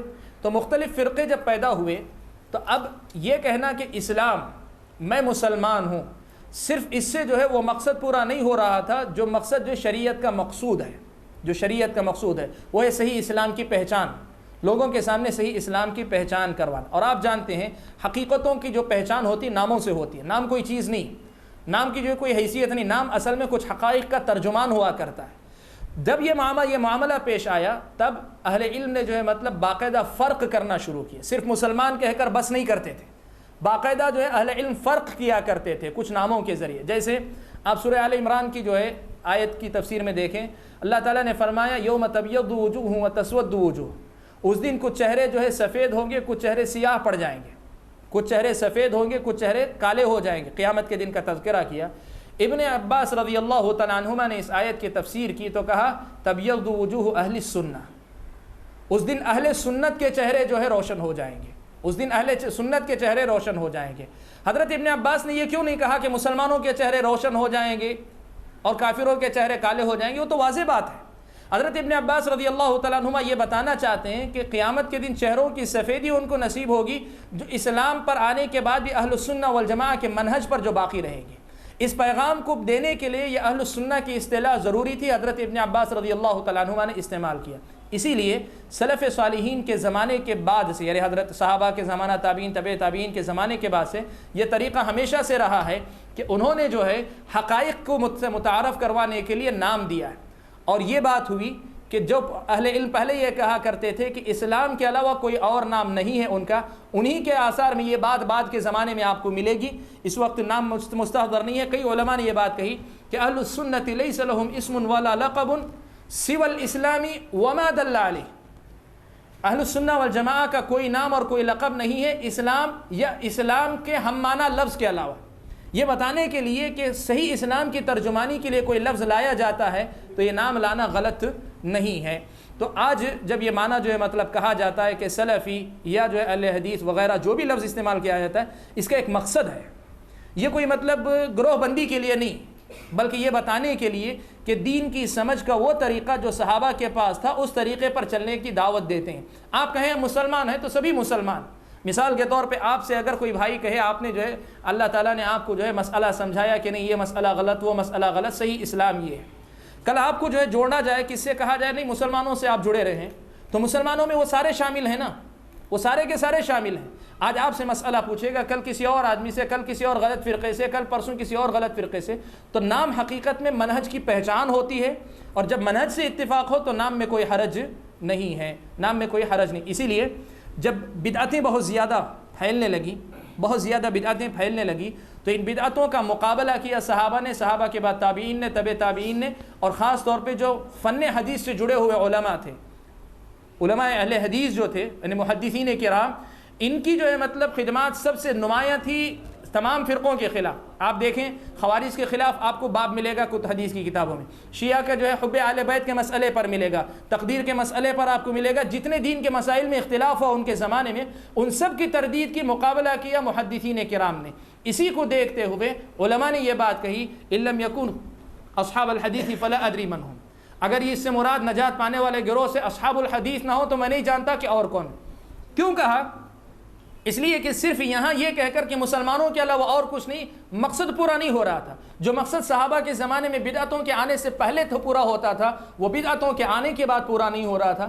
اس لیے اگر نام لیا جاتا ہے تو نام لینا اگر جو ہے حالات تقاضا کرتے ہیں تو واجب بھی ہو سکتا ہے، اور اگر حالات مجبور نہ کریں تو جائز تو کم از کم ہوگا، اس میں کوئی حرج نہیں۔ اور سب سے بڑی بات جو واضح کروں گا آپ کو کہ یہ نام رکھنا، سلفی یا اہل حدیث نام رکھنے کا مسئلہ، یہ جو ہے جیسے میں نے بیان کیا، سب سے پہلے آپ کو حضرت ابن عباس کی تفسیر سے ملے گا، صحابہ کے زمانے سے اہل السنہ کا نام، اہل السنہ کے نام سے۔ بعد کے زمانے میں آپ کو جو ہے بہت سے علماء کے پاس یہ ملتا جائے گا، 20ویں یعنی 14ویں صدی میں آ کر ہی اس نام پہ اعتراض سب سے پہلے ہوا۔ اگر یہ گمراہی ہوتی صحابہ کے زمانے میں اعتراض ہوتا، تابعین کے زمانے میں اعتراض ہوتا، سب کے زمانے میں اعتراض ہوتا. تاریخ میں کبھی اس نام پہ اعتراض نہیں ہوا، اس قسم کے ناموں پہ اعتراض نہیں ہوا. کیوں؟ اس لیے کہ سب جانتے تھے کہ اس میں کوئی غلطی نہیں ہے. آج کے زمانے میں اصل میں ہوا یہ کہ مسلک اہل حدیث کو یا سلفیت کو مختلف گروہوں جیسے مختلف تنظیموں جیسی ایک تنظیم سمجھا گیا، اس لیے اس پر اعتراض کیا جا رہا ہے. مسئلہ اگر سمجھ جائیں گے تو پھر اعتراض انشاءاللہ باقی نہیں رہے گا. واللہ تعالی اعلم.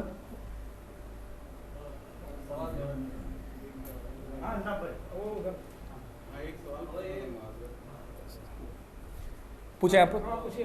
تین طلاق کا مسئلہ ہے جو ہمارے ساتھ رہتے ہیں، ایک بار تین طلاق بولے تو جی زندگی مل نہیں سکتے. جی جی اور یہ بھی کہا جاتا ہے کہ حضرت عمر نے طلاق کا سسٹم چالو کیا، جی بعد میں رجوع بھی کیا، جی سب کے ساتھ جی. تو یہ بات کہاں تک اس کی تفسیر کیا ہے؟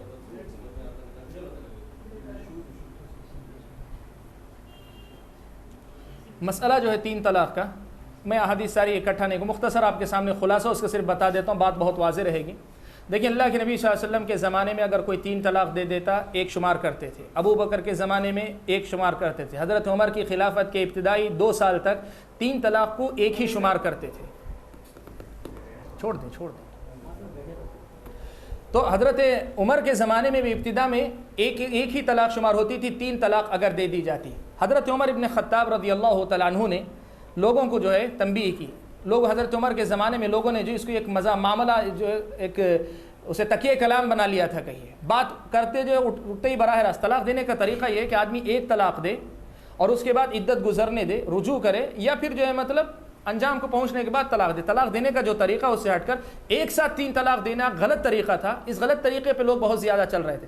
حضرت عمر نے کہا کہ دیکھو یا تو تم لوگ اس طرح کرنے سے باز آ جاؤ، 3 ایک ساتھ دینے سے بچ جاؤ، ورنہ میں کیا کروں گا 3 کو 3 نافذ کر دوں گا، پھر رجوع کرنے کا حق نہیں رہے گا. اسے تم لوگوں نے جو اللہ تعالیٰ نے جس معاملے میں تم کو وسعت دی تھی، گنجائش دی تھی، اسے تم لوگوں نے جو ہے مطلب ختم کرنے کا ارادہ کر لیا. لگتا ہے میں 3 کے 3 نافذ کر دوں گا. لوگ باز نہیں آئے تو حضرت عمر ابن خطاب رضی اللہ تعالیٰ عنہ نے 3 کو 3 نافذ کر دیا. کہا کہ 3 اگر دے گا تو 3 شمع سمجھ لی جائے گی، رجوع کرنے کا اختیار نہیں ہوگا. یہ مسئلہ ہے، واضح ہے، اس کے دلائل موجود ہیں، تفصیل بعد میں آپ چاہیں تو لے سکتے ہیں. یہاں اب رک کر جو ایک سوال ہے، حضرت عمر ابن خطاب نے جب 3 کو 3 نافذ کر دیا تو کیا حضرت عمر کا فیصلہ نبی کے فیصلے کو ختم کر دیتا ہے، منسوخ کر دیتا ہے؟ کیا کسی امتی کو، چاہے حضرت عمر ابن خطاب رضی اللہ تعالیٰ عنہ ہوں، ابو بکر صدیق رضی اللہ تعالیٰ عنہ ہوں، ان کے مسئلے کی وجہ سے شریعت کا مسئلہ منسوخ ہو جاتا ہے؟ شریعت کا مسئلہ منسوخ نہیں ہوتا. پھر کیا ہوگا؟ اس کو کیا کہیں گے؟ حضرت عمر نے اللہ کے نبی کی سنت کی مخالفت کی ہے؟ نہیں، اس کو نہیں کہتے. اس کو کہتے ہیں قضا. یعنی قضا کا ایک باب ہوتا ہے جس میں ہوتا یہ ہے کہ حاکم بعض مخصوص حالات میں بعض احکام صادر کرتا ہے تو ان احکام کو ان حالات کے ساتھ مان کر رکھا جاتا ہے. کیسے؟ صورتحال اب ایسی ہوگی کہ 3 طلاق، اصل میں شریعت کا مسئلہ یہ ہے کہ 3 طلاق کا شمار ایک ہی ہوگا. 3 کہے جتنے کہے، اصل طلاق ایک ہی واقع ہوگی. یہی مسئلہ صحیح ہے جیسے اللہ کے نبی کے زمانے میں تھا، ابو بکر کے زمانے میں تھا، عمر رضی اللہ تعالیٰ عنہ کے زمانے میں تھا، ابتدا میں 2 سال تک یہی تھا. لیکن اگر کہیں قاضی یہ دیکھتا ہے کہ کسی مسئلے میں وہی مصلحت نظر آتی ہے جو مصلحت حضرت عمر نے دیکھی تھی، تو حضرت عمر کی اس سنت کو جاری کیا جا سکتا ہے. حضرت عمر کی سنت شریعت کے مسئلے کو نہیں بدل سکتی، لیکن شریعت کے مسئلے میں یہ گنجائش ضرور پیدا کرتی ہے کہ مخصوص حالات میں جن حالات کو سامنے رکھا حضرت عمر نے فیصلہ کیا تھا، ان حالات میں اگر قاضی وقت کسی مسئلے میں 3 کو 3 نافذ کرنا چاہے تو کر سکتا ہے. بس اتنا مسئلہ ثابت ہوتا ہے. مشکل یہاں یہ ہوئی کہ لوگوں نے یہ کہا چونکہ مسلک میں یہ بات ہے کہ ہمارے مسلک میں یعنی فقہ حنفی کے مطابق 3 کو 3 مان لیا جاتا ہے، اس لیے انہوں نے کیا کیا، حضرت عمر کے نام پر یہ کہا کہ حضرت عمر کی سنت ہے اور حضرت عمر کی سنت پر چلنے کا نبی نے حکم دیا. یقیناً دیا، لیکن کیا اس کا حکم یہ ہے کہ حضرت عمر کی بات کو لے کر نبی کی بات کو چھوڑ دیا جائے؟ نہیں. ہم جو بات کہتے ہیں نبی کی سنت کو بھی لیں، ساتھ میں حضرت عمر کی سنت کو بھی لیں. نبی کی سنت، حضرت ابو بکر کی سنت، خود حضرت عمر کی ابتدائی 2 سال کی سنت، 3 طلاق کو ایک شمار کیا جاتا تھا، وہ ایک ہی ہوگی. اگر حالات وہ تقاضا کریں جو تقاضا حضرت عمر کے سامنے تھا تو اس وقت جو حضرت عمر کی سنت پر عمل کیا جائے گا. نبی کی سنت دائمی ہے، وہ بھی باقی ہے. حضرت عمر کی سنت بھی جن حالات کے ساتھ آئی تھی ان حالات کے ساتھ امت کے پاس باقی رہے گی. یہ ایک گنجائش تھی جو شریعت نے دی ہے. میرے خیال میں بات واضح ہے، تو زیادہ اس میں پریشان ہونے کی بات نہیں ہے. واللہ تعالی اعلم بالصواب. جی آپ کچھ پوچھ رہے تھے بھائی.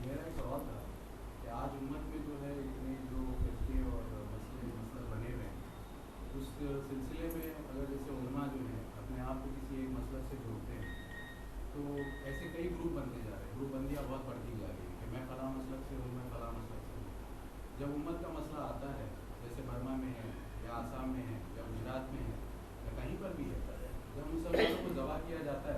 کیا یہ کہا جاتا ہے آپ سلفی ہو، آپ تبلیغی ہو، آپ سنی ہو، آپ یہ ہو، وہ تو مسلمان ہے. ہر مسلمان کو اس کے حساب سے جس کی داڑھی ہے، جس کے چہرہ ہے، وہ اسے مسلمان کہتا ہے. اس وقت جو امت میں ہے کہ آپ جو قرآن میں کہا گیا ہے کہ آپ آپس میں تفرقہ نہ ڈالو اور اللہ کی ایک رسی کو تھامے رکھو، کیا ہم اس جواز پہ اس وقت عمل کر رہے ہیں کہ اس طرح سے اپنے آپ کو ایک پرٹیکولر مسلک سے یا اپنے آپ کو ایک پرٹیکولر آئیڈیالوجی سے جوڑنا، کیا یہ صحیح ہے؟ یا امت کو اس وقت زیادہ جوڑنے کا کام ہے؟ ایون پوری امت کا اجماع ہے کہ ایون شیعہ لوگ جو ہیں اس وقت آپ ان کو کافر نہیں کہہ سکتے جب تک کہ اللہ اور اللہ کے رسول کے اوپر جو ایمان لاتے ہیں لوگ.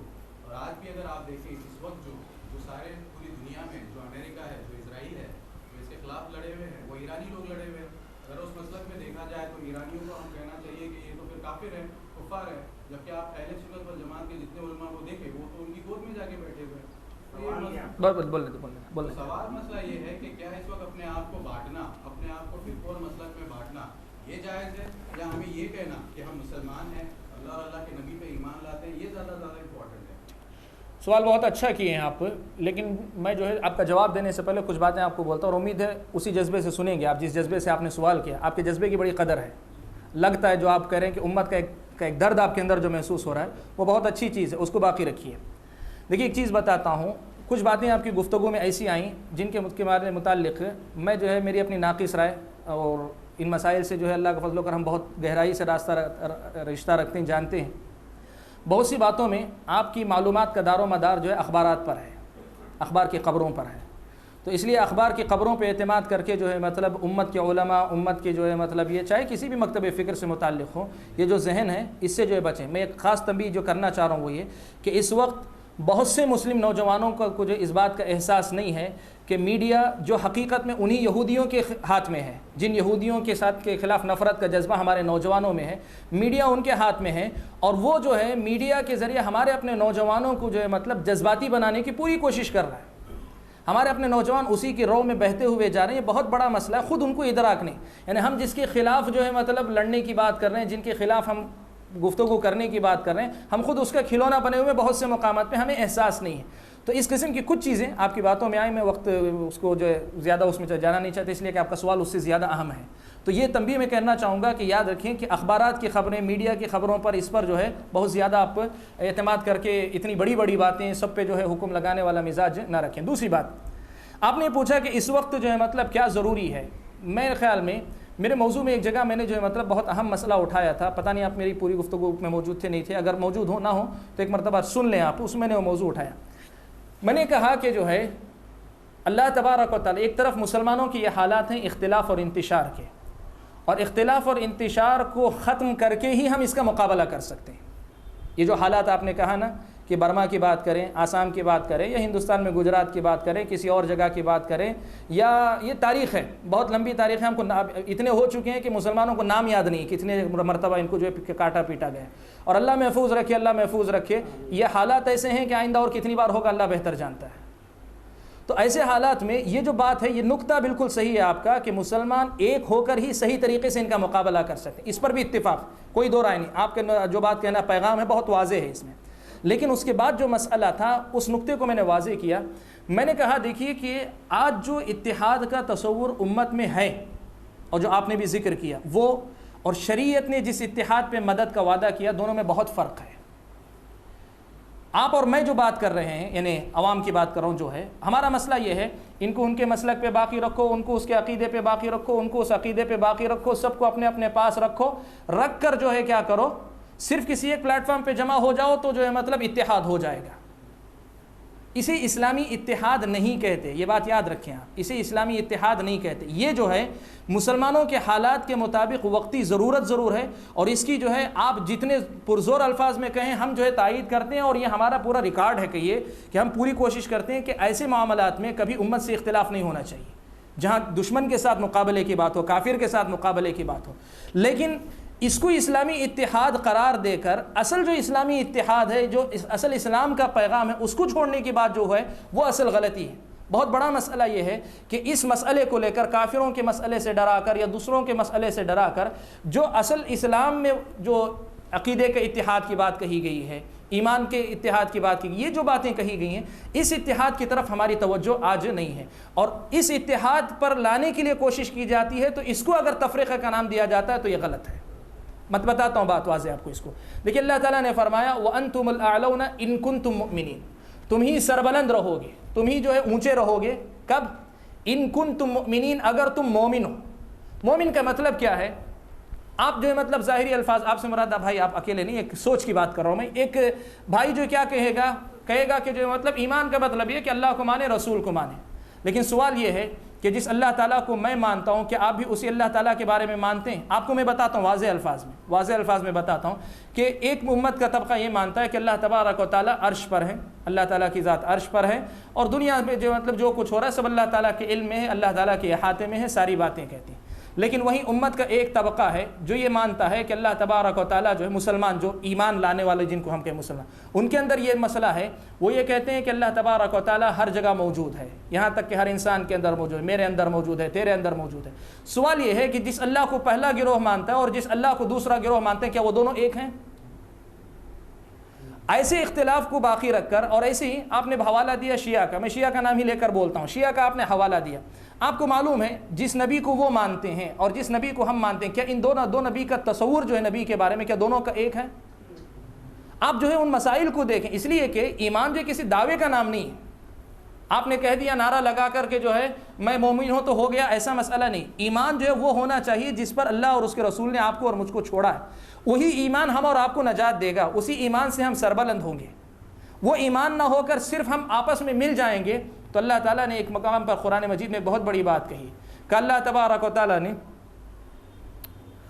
تحسبهم جميعا وقلوبهم شتى, سورہ حشر میں اللہ نے فرمایا کہ اللہ کے نبی آپ ان لوگوں کو جو ہے اکٹھا ایک جماعت سمجھتے ہیں, حالانکہ ان کے دل جو بکھرے ہوئے ہیں, ان کے دل بکھرے ہوئے, یہ آپس میں ایک دوسرے کے ساتھ ہیں.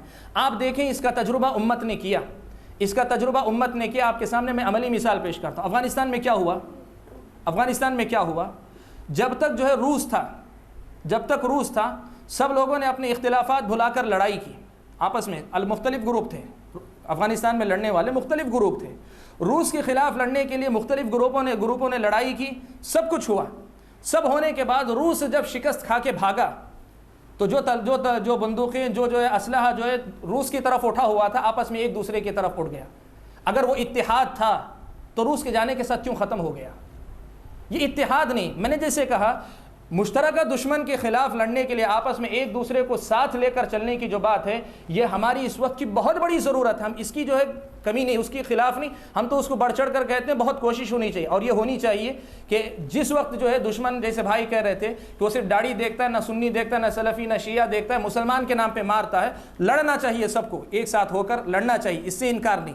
لیکن اس کو اسلامی اتحاد قرار دینا یہ غلط ہے, اور یہ کہنا کہ حقیقی اسلامی اتحاد جو ہے صحیح منہج پر لانے کی کوشش کرنا یہ تفرقہ بندی ہے, یہ بھی غلط ہے. تو میرے خیال میں باتیں واضح ہیں. اللہ تعالیٰ جو ہے مطلب مجھے اور آپ کو جو سمجھنے کی توفیق عطا فرمائے. آمین. بھائی نے جو کہا کہ ایران آج امت مسلمہ کا لیڈرشپ کر رہا ہے, نہیں میں نے جو جواب دیا نا, آپ مسئلے کو میں نے جیسے کہا کہ اس کی پوری دلیل موجود ہے کہ ایران آج مسلمانوں کے لیے سب سے بڑا دشمن بنا ہوا ہے. نہیں میں دیکھیے سنیے, میں ایک چیز آپ کو بتاؤں اس موضوع پر جو ہے میں ابھی بول سکتا ہوں. میں ابھی ایک چیز آپ کو میں ایک چیز بتا سکتا ہوں. میں نے مجمل لفظ ایک بتا دیا کہ میں نے یہی بات, اسی لیے میں نے شروع میں کہی کہ آج ہمارے مسلمانوں کی سوچ جو بن رہی ہے, میڈیا سے بن رہی ہے, نوجوانوں کی جو بات کہی, اسی کی پس منظر میں نے کہی. بہت ہیں بس. میں نے کہا نا کہ جو ہے مسئلہ ایسا ہے, مسئلہ آپ لوگ جو ہے اصل میں ایران کے بارے میں لوگ جو ہے جتنا جانتے ہیں میڈیا سے جانتے ہیں. حقیقت میں جو ایران کے جو منصوبہ ہے, جو وہ کام کر رہا ہے, اس کے بارے میں تفصیلات نہیں. اگر آپ کو ضرورت ہو تو آپ مجھ سے رابطہ کر سکتے رہتا.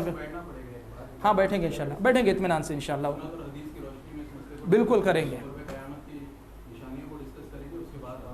ہاں بالکل انشاءاللہ.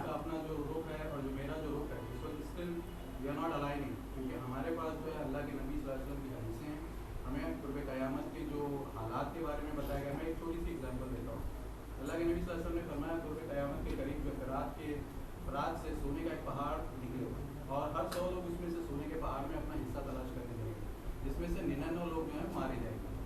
اس چیز میں یہ بتایا کہ ایمان والے اس میں سے اپنا حصہ نہ لیں. اگر آپ اس چیز کو آج دیکھیں تو فلات جو ہے وہ عراق کی ایک ندی ہے جس کو یوفریٹس کہا جس کے اندر سے جو آپ بول رہے ہو کہ اس وقت عراق کے اندر سے جو آئل جو نکلا ہوا ہے جس کے لیے جو جنگ چل رہی ہو جو کچھ کا خون ہو رہا ہے آئل کو جو ہے بلیک گولڈ کہا جاتا ہے. مجھے پورا کرنے دیجیے. نہیں میں آپ جو بات بول رہے ہیں نا یہ بات جو ہے میرے علم میں ہے اس لیے میں وقت کا خیال کرتا ہوں. میں واضح کرتا ہوں, میں بات پوری کر دیتا ہوں آپ کو. دیکھیے ایک چیز بتاتا ہوں. قرب قیامت کی نشانیاں ہیں نا, ان کا معنی و مطلب جو ہے آپ جو بتا رہے ہیں نا وہ نئے دور کے جو مشارحین کی تفسیر ہے. میں نے جو بات بتائی کہ صحابہ کے منہج پہ جا کے جو سمجھیں اس کی روشنی میں سمجھیں تو انشاءاللہ جو ہے بات بہت واضح ہوگی. یہ ڈفرینس سنیے, امت کو جو ہے متحد کرنے کی ضرورت ہے, نہ کہ اپنے آپ کو مسئلے مسائل اور مسلکوں میں بانٹنے کی ضرورت ہے. ہم نے کب کہا کہ جو ہے آپ مسلک میں بانٹیے؟ ہم یہ کہہ رہے ہیں کہ جو امت کو اتحاد کی طرف لائیے, لیکن اتحاد وہ ہونا چاہیے جو قرآن و سنت میں مطلوب ہے. اتحاد کا تصور ہم اپنا نہ دیں, سوچ اپنی نہ دیں, اپنی طرف سے جو اتحاد کا ایک ڈھانچہ ایک آئیڈیالوجی جو ہے اپنی طرف سے کریٹ نہ کریں. آلریڈی جو آئیڈیالوجی قرآن و سنت کے اندر موجود ہے اس کو جو ہے مطلب سمجھنے کی پہلے کوشش کریں, اس کو ہم اپلائی کریں. فرصت سے آپ کے ساتھ بیٹھیں گے کبھی انشاءاللہ. جی ہاں وقت ہو گیا ہے, ٹھیک ہے. سوال ہے میرا, یہ منہج سلف کے اوپر ہی ہے. ابھی بیسکلی اپن انٹرنیٹ فائبر اور 40 گیج پہ رہتے ہیں, تو ہمیں ہم لوگ کیا دیکھتے ہیں کہ آج کے دور میں ایسے لوگ ہیں, ایسے گروپ ہیں جو اپنے آپ کو سلفی کہتے ہیں اور سارے گروپ کو لوگ رد کرتے ہیں, مطلب ان کی کوئی بھی بات کو رد کرتے ہیں. ہمیں آپ اویئر ہوتے ہیں. وہ تو یہ بھی کہتے ہیں کہ انڈیا میں جو لوگ ہیں اہل حدیث ہیں ان کے علماء سے بھی علم لینا نہیں چاہیے, اور ان کے سامنے کوئی بھی بات لا کے رکھے تو لوگ ایگری نہیں کرتے. ایسے لوگوں سے کیا نصیحت؟ اس کا آسان طریقہ یہ ہے کہ جن علماء کے حوالے سے وہ بات کرتے ہیں, شیخ ربیع کی بات ہو یا جو ہے دوسرے مشائخ کی بات ہو, الحمدللہ ان مشائخ سے براہ راست جو ہے مطلب ان سے کہہ دیجئے کیا اس کا یہ مطلب ہے کہ ہندوستان میں جو کوئی کسی سے علم حاصل نہ کرے. شیخ ربیع کا فتویٰ واضح الفاظ میں موجود ہے کہ شیخ ربیع نے کہا ہے کہ آپ لوگ اپنے علاقے کے جو مدارس ہیں وہاں کے جو علماء ہیں ان سے علم حاصل کیے. شیخ ربیع کا فتویٰ موجود ہے, تو ان کو سمجھانے کی ضرورت ہے اور کوئی مسئلہ نہیں. واللہ تعالی اعلم. وسبحانک اللہم وبحمدک اشہد ان لا الہ الا انت استغفرک واتوب الیک. السلام علیکم.